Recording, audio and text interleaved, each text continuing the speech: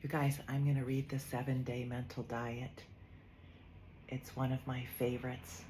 I've been doing the mental diet for years, and I call it the gentle mental diet in my book, Mixed Up to Fixed Up, in 4 weeks.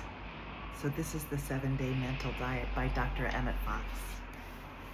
He was a new thought leader, author, healer, and minister, encouraging millions with his views on health, inner peace, and success. It makes no difference how deeply seated it may be the trouble, how hopeless that would look, how muddled the tangle, how great the mistake. A sufficient realization of love will dissolve it all. A sufficient realization of love will dissolve it all. The 7-Day Mental Diet. The subject of diet is one of the foremost topics of the present day in public interest. Newspapers and magazines teem with articles on the subject. The counters of bookshelves are filled with volumes unfolding the mysteries of proteins, starches, vitamins, and so forth. The whole world is food conscious. Experts on the subject are saying that physically you become the thing that you eat, that your whole body is really composed of the food that you have eaten in the past. What you eat today, they say, will be in your bloodstream after the lapse of so many hours. And it is your bloodstream that builds all the tissues composing your body. And there you are. Of course, no sensible person has any quarrel with this. It is perfectly true as far as it goes. And the only surprising thing is that it has taken the world so long to find it out. But in this article, I am going to deal with the subject of dieting at a level that's infinitely more profound and far-reaching in its effects. I refer to the course to mental dieting. The most important of all factors in your life is the mental diet on which you live. The mental diet. It is the food which you furnish to your mind that determines the whole character of your life. It is the thoughts you allow yourself to think, the subjects that you allow your mind to dwell upon, which make you and your surroundings what they are, you guys, right? It is the thoughts you allow yourself to think, the subjects that you allow your mind to dwell upon, which make you and your surroundings what they are. See all my beautiful books. I surround myself with great, wonderful books that uplift me, and I don't watch too much news. As thy days, so shall thy strength be. Everything in your life today, the state of your body, whether healthy or sick, the state of your fortune, whether prosperous or impoverished, the state of your home, whether happy or the reverse. The present condition of every phase of your life, in fact, is entirely conditioned by the thoughts and the feelings which you have entertained in the past, by the habitual tone of your past thinking, and the condition of your life tomorrow and the next week and the next year will be entirely conditioned by the thoughts and feelings which you choose to entertain from now onwards. In other words, you choose your life. You guys, you choose your life just like you choose your thoughts and your feelings. You choose your life, and that is to say you choose all the conditions of your life. When you choose the thoughts upon which you allow your mind to dwell, thought is the real causative force in life, and there is no other. You cannot have one kind of mind and another kind of environment.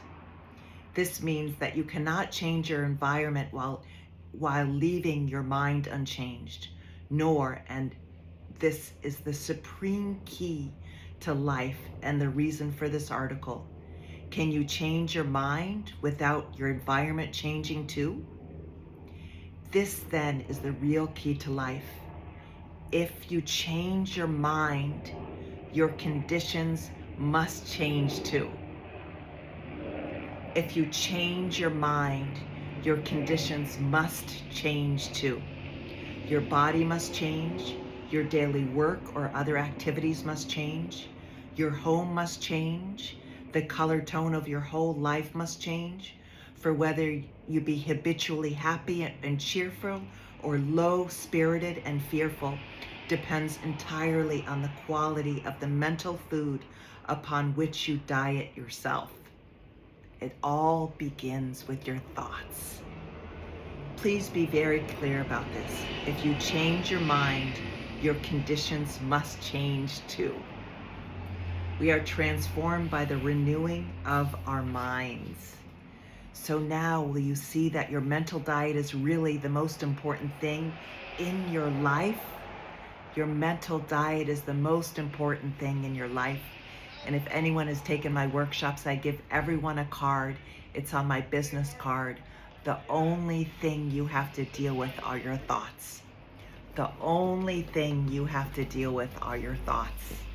We have 70,000 thoughts in one day. This is my business card. The only thing we have to deal with are our thoughts. And I give everyone a rubber band to put around their wrist, and I have them snap it if they have a negative thought to erase and replace.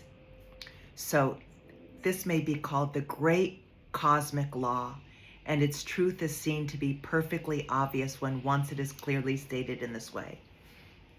In fact, I do not know any thoughtful person who denies its essential truth. The practical difficulty implying it, however, arises from the fact that our thoughts are so close to us that it is difficult without a little practice to stand back, as it were, and look at them objectively. Yet that is just what you must learn to do, is stand back and look at them objectively. You must train yourself to choose. It's a choice. Choose the subject, kind of like changing the remote control. You can change the channel, turn the page. You must train yourself to choose the subject of your thinking at any given time, and also to choose the emotional tone, or what we call the mood that colors it. Yes, you can choose your moods. Indeed, if you could not, you would have no real control over your life at all. Yes, you can choose joy. You can choose a better thought. You can choose a better feeling. Moods habitually entertained produce the characteristic disposition of the person concerned, and it is his disposition that finally makes or mars a person's happiness. You cannot be healthy, you cannot be happy, you cannot be prosperous if you have a bad disposition. Let me repeat that. You cannot be healthy, you cannot be happy, you cannot be prosperous if you have a bad disposition. If you are sulky or surly or cynical or depressed or superior or frightened half out of your wits, your life cannot possibly be worth living unless you are determined to cultivate a good disposition. Dance daily. You may as well give up all hope of getting anything worthwhile out of life, and it is kinder to tell you very plainly that this is the case.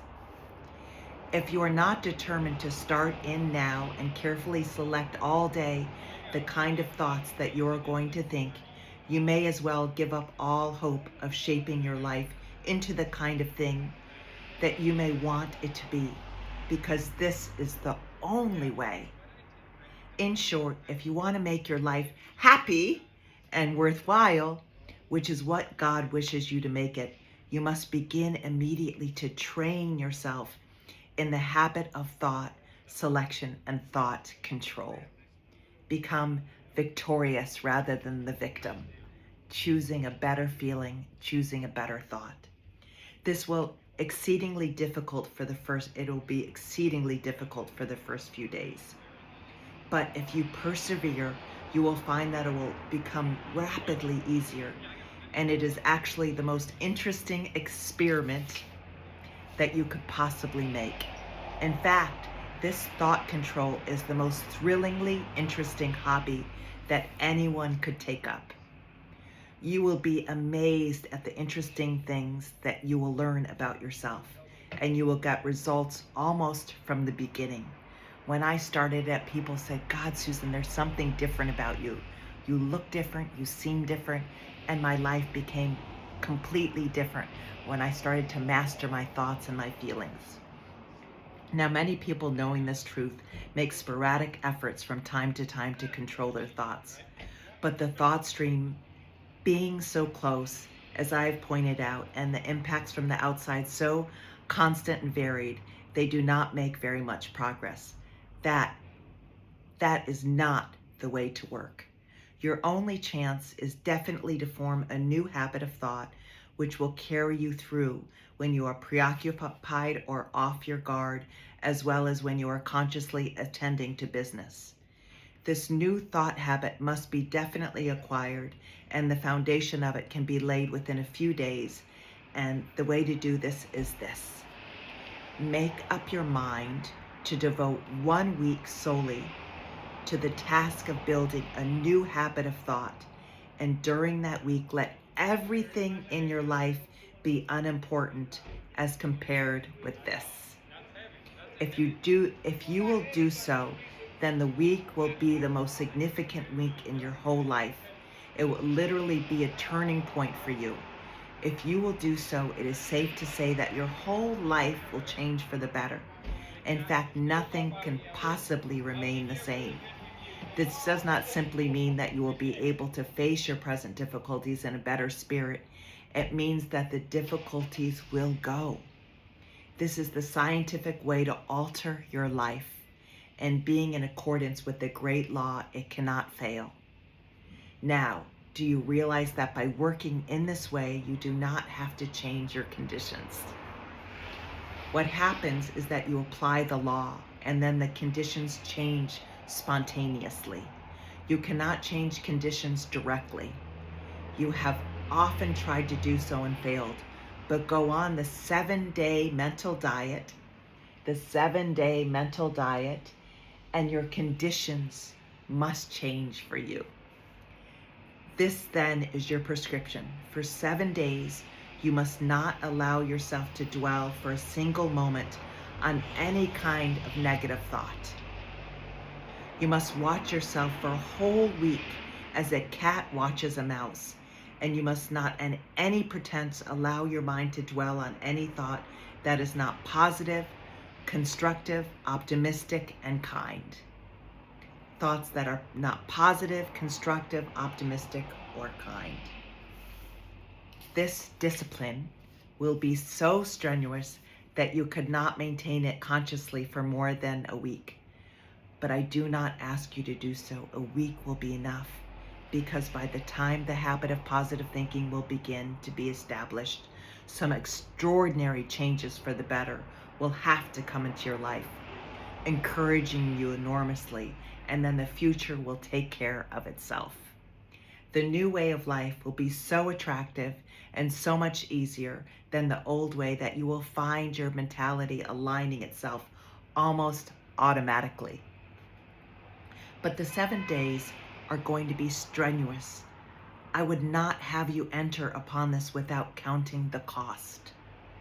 Mere physical fasting would be child's play in comparison, even if you have a very good appetite. The most exhausting form of army gymnastics, combined with 30-mile route marches, would be mild in comparison with this undertaking. But it is only for 1 week in your life, and it will definitely alter everything for the better. For the rest of your life here, for an eternity in fact, things will utterly be different and inconceivably better than if you had not carried through this undertaking. Do not start it lightly. Think about it for a day or two before you begin, and then start in, and the grace of God goes with you. You may start in any day in the week and at any time in the day, first thing in the morning or after breakfast or after lunch. It does not matter. But once you do start, you must go right through for 7 days. That is essential. The whole idea is to have 7 days of unbroken mental discipline in order to get the mind definitely bent in a new direction once and for all. If you make a false start, or even if you go on well for 2 or 3 days and then for any reason fall off the diet, the thing to do is to drop the scheme altogether for several days and then start again afresh. then there must be no jumping on and off, as it were. You remember the Rip Van Winkle in the play would not take a solemn vow for not drinking, and then promptly accepted a drink from the first neighbor who offered him one, saying calmly, "I won't count this one." Well, on the 7-day mental diet, this sort of thing simply will not do. You must positively count every lapse, and whether you do or not, nature will.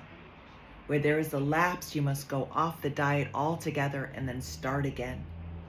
Now, in order if possible to forestall difficulties, I will consider them in a little detail. First of all, what do I mean by negative thinking? Well, a negative thought is any thought of failure, disappointment, or trouble, any thought of criticism or spite or jealousy, or condemnation of others, or self-condemnation, any thought of sickness or accident, or in short, any kind of limitation or pessimistic thinking. Any thought that is not positive and constructive in character, whether it concerns you, yourself, or anyone else, is a negative thought. Do not bother too much about the question of classification. However, in practice, you will never have any trouble in knowing whether a given thought is positive or negative. Even if your brain tries to deceive you, your heart will whisper the truth. Second, you must be quite clear that what the scheme calls for is that you shall not entertain or dwell upon any negative things. Like Emmet Fox, as he said, it's like a burning ember on your sleeve. The longer you keep a burning ember on your sleeve, the more damage it does. You have to flick that burning ember fast. Note this carefully. It is not the thoughts that come to you that matter, but only such of them as you choose to entertain and dwell upon. It does not matter what thoughts may come to you, provided you do not entertain them. It is the entertaining or dwelling upon them that matters. Of course, many negative thoughts will come to you all day long. Some of them will just drift into your mind of their own accord seemingly, and these come to you out of the race mind. Other negative thoughts will be given to you by other people, either in conversation or by their conduct, or you will hear disagreeably news, perhaps by letter or telephone, or you will see crimes and disasters announced in the newspaper headings. These things, however, do not matter as long as you do not entertain them. In fact, it is these very things that provide the discipline that is going to transform you during this epic-making week. The thing to do directly when the negative thought presents itself is turn it out. Turn away from the newspaper. Turn out the thought of the unkind letter or stupid remark or whatnot. When the negative thought floats into your mind, immediately turn it out and think of something else. Best of all, think of God as explained in the Golden Key. A perfect analogy is furnished by the case of a man who is sitting by an open fire when the red-hot cinder flies out and falls on his sleeve, like I was just saying. If he knocks the cinder off at once, without a moment's delay to think about it, no harm is done. But if it allows to rest on there for a single moment under any pretense, the mischief is done, and it will be a troublesome task to repair his sleeve. So it is with a negative thought. Now, what of those negative thoughts and conditions which is impossible to avoid at the point where you are today? What if the ordinary troubles that you will have to meet in the office or at home are too extreme? The answer is that such things, negative experiences or conditions, will not affect your diet, provided that you do not accept them by fearing them, by believing them, by being indignant or sad about them, or by giving them any power at all. Any negative condition that duty compels you to handle will not affect your diet. Go to the office or meet the cares at home without allowing them to affect you. None of these things move me, and all will be well. Suppose that you are lunching with a friend who talks negatively. Do not try to shut him up or otherwise snub him. Let him talk, but do not accept what he says, and your diet will not be affected. Suppose that on coming home, you are greeted with a lot of negative conversation. Do not preach a sermon, but simply do not accept it. It is your mental consent, remember, that constitutes your diet. Suppose you witness an accident or an act of injustice, let us say. Instead of reacting with pity or indignation, refuse to accept the appearance at its face value. Do anything that you can to right matters. Give it the right thought and let it go at that time. You will still be on your diet. I love Ho'oponopono praying that too. You can find out more on my YouTube channel about Ho'oponopono praying people to reframe the negative thought. Of course, it will be very helpful if you can take steps to avoid meeting during this week anyone who seems particularly likely to arouse the devil in you. People who get on your nerves or rub you the wrong way or bore you are better avoided while you are on the diet. But if it is not possible to avoid them, then you must take a little extra discipline. That is all. Suppose that you have a particularly trying ordeal before you the next week.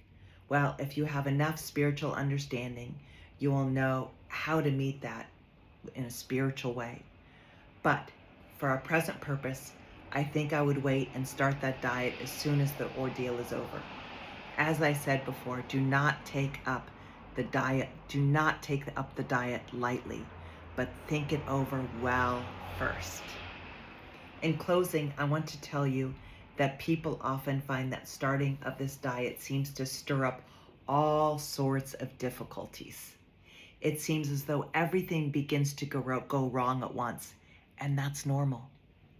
This may be disconcerting, but it is really a good sign. It means that things are moving, and it is not that the very object we have in view. Suppose your whole world seems to rock its foundation. Hold on steadily and let it rock, and when the rocking is over, the picture will have reassembled itself into something much nearer to your heart's desire. The above point is vitally important and rather subtle. Do not see that the very dwelling upon these difficulties is in itself a negative thought, which has probably thrown you off the diet. The remedy is not, of course, to deny that your world is rocking in appearance, but to refuse to take the appearance for the reality. Judge not according to the appearances, but judge righteous judgment. A closing word of caution: do not tell anyone that you are on the diet or that you intend to go on it. Keep it a secret. Keep this tremendous project strictly to yourself. Remember that your soul should be in the secret place of the Most High. When you have come through the 7 days successfully and secured your demonstration, allow a reasonable time to elapse to establish the new mentality, and then tell the story to anyone else who you think is likely to be helped by it. And finally, remember that nothing said or done by anyone else can possibly throw you off your diet. Remember, finally, that nothing said or done by anyone else can possibly throw you off your diet. Only your own reactions to the other person's conduct can do that. So 1 week, the 7-day mental diet by Emmet Fox, and I call it the gentle mental diet in my 4-week course, Mixed Up to Fixed Up in 4 weeks. And I give everyone a rubber band, so find a nice band to put around your wrist and snap out of it, literally snap out of it, and erase in place with positivity that everything always happens for me and life just gets better and better and better. Better health, better peace, better bliss, better joy, better harmony. And it's your birthright to thrive mentally, physically, emotionally, spiritually, materially, intellectually, creatively, and romantically. So try 7-day mental diet, Emmet Fox, and let me know your success. I've had tremendous success with it. Come to one of my workshops, follow my YouTube, or go to susanfoxley.com to find out more. And you can also check out my book, Mixed Up to Fixed Up in 4 weeks. And also just remember, the only thing you have to deal with are your thoughts. The only thing you have to deal with are your thoughts, because good thoughts go into good feelings go into wonderful actions, and wonderful actions go into beautiful, beautiful results. So try that, and please share your miracles with me. And all my love. Namaste. Mwah.